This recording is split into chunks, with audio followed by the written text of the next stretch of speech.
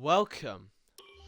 I know, by the way, you're all probably very confused, but it's time to get on with, as we usually do now, the Champions Donuts, as we do for every champion now in this server of a championship.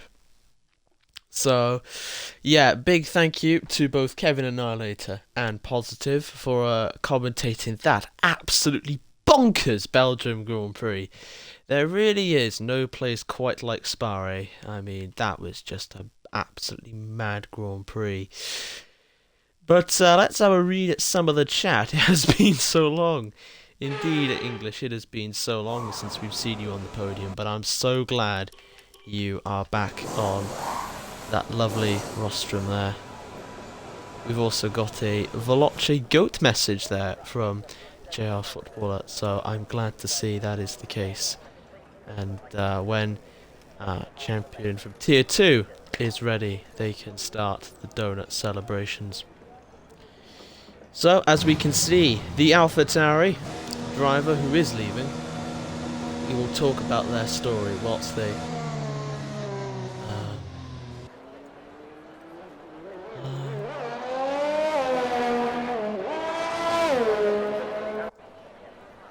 yeah, we're just kind of formulating the rules for this because, no, it's not really official. But yes, your Tier 2 champion is pulling up and is Veloce.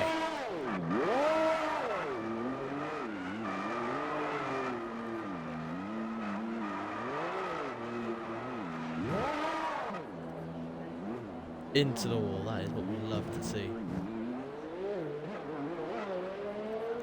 Let's run you through the story of their season number 3 with us here. Starting off in Tier 2, not getting a top 3 in the sprint, but Alex F1 did manage to achieve a great top 3 there. And in the feature race, Veloce did finish in second place, with English getting a fantastic win in the first race of the season, showing some monstrous pace indeed there. In Russia, it was Alex, one of the title contenders, who did win, with Emma Payne getting in second, and Deza managing to get a third there with his best result of the year. So it was a fantastic set of donuts. Incredibly, J.H. Neekville got an incredible fourth place, and Grumpy managed to get fifth. Fantastic stuff that you love to see. When we went off to the Portuguese Grand Prix, it was English who took another win, and Alex, showing their very early season form, took an incredible second place, with Veloce ending up in 11th through circumstances. But the win started for our champion at Azerbaijan, when they took not only the win but the fastest lap as well, netting the whole 46 points. It was a truly fantastic race, with Alex in second and Mantis, who's also in the title fight, going into this race in fourth as well. In USA, Veloce took the clean sweep, getting a win in the sprint and the feature race, with Alex taking the second place in the sprint.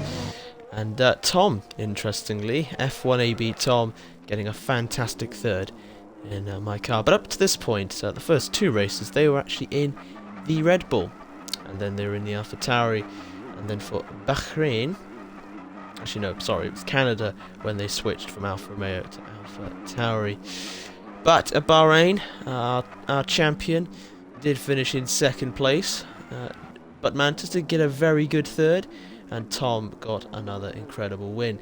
In Canada, Rico managed to get an amazing drive and put in a great win, with Veloce ending up in third there, and Mantis in fifth. We headed off to Austria then, in the just as bonkers race as the Tier 1 round, and in the end it was Mantis out of the title rivals who got second, but Alex was the best of the bunch with first out of the title 3, and Veloce ended up in fourth, so not far behind, with Tom in third, Pete Data in fifth, and I was in sixth, if any of you care.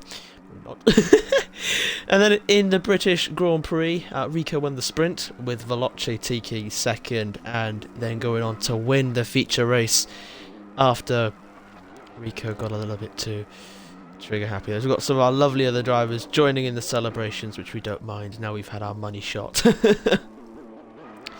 Then we had Singapore, which Tom won by a bit of a distance in the end. But Alex did get second, to be fair, and Data got third. And now in Spa, as we saw, with both Alex and Mantis retiring, really, it was Veloce's to lose by the final few laps, and he did successfully come in second place to win the Season 3 Tier 2 Championship in a record-breaking 3 cars, actually, wouldn't you believe it?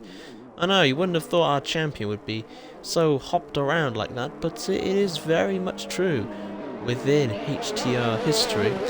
And just to prove it up with good old evidence, because evidence is always key with these things, he was a Red Bull for the first 6 rounds, and from Imola right the way to Bahrain. At Canada, he went to Alfa Romeo and stayed there with Austria and joined my team, Scuderia AlphaTauri, from Britain onwards. So it's the first silverware to be brought to Team Faenza, and I'm sure it is one I'm certainly going to make the boys celebrate for once we've ended the season.